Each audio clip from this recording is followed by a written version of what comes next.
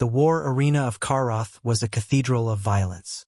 Built from the bones of conquered beasts, it had hosted duels between champions for centuries. Today, the apex warlord himself had demanded a special entertainment: combat against a newly captured Deathworlder from a distant blue planet. She was brought in with her hands bound, barefoot, no armor, no weapons. The audience of 1,000 alien warriors laughed and jeered from the stands. The apex warlord, General Vurak, was 3 meters tall, covered in armored chitin, his 6 eyes glimmering in amusement.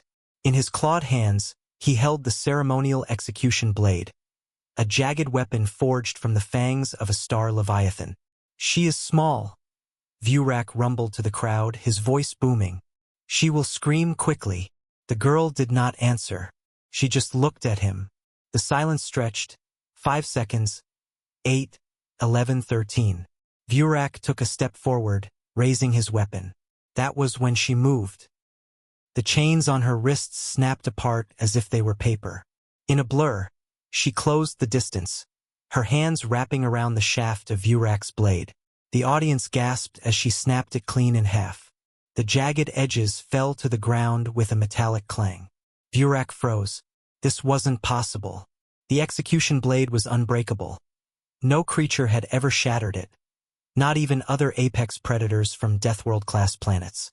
The girl tilted her head. 13 seconds, she said softly. That's how long I gave you to realize you'd already lost. The fight that followed wasn't a duel. It was a dismantling.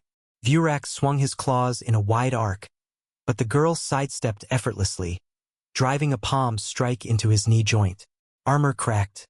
He roared, lunging forward with all 4 lower arms. She caught 2, twisted, and bones snapped like dry branches. The crowd's laughter had gone silent. Now, the only sound was the wet crunch of Vurak's armor under her strikes. What the audience didn't know was that she wasn't just any human.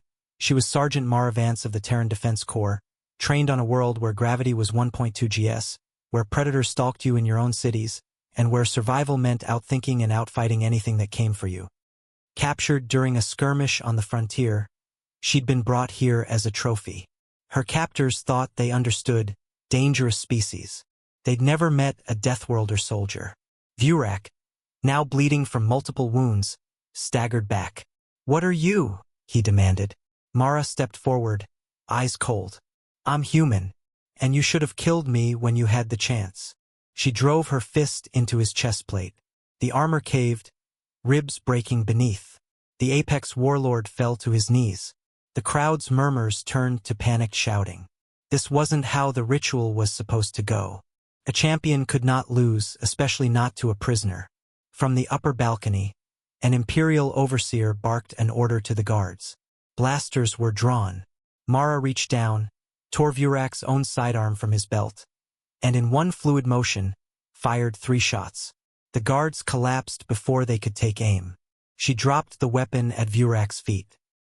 "Tell your empire," she said, her voice carrying across the arena.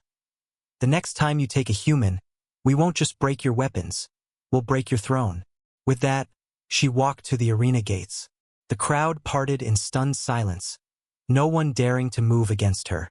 Outside, in the shadow of the great arena, a cloaked figure stepped from the alleyway. Captain Elias Ward, her unit commander. "Clean work," he said. "They'll be coming after us," she replied. "They always do," Ward said, handing her a rifle. "But now they know what we are." As they disappeared into the Undercity, the story of the Deathworlder girl who broke the apex warlord's weapon began to spread across the stars. And with every retelling, the fear grew.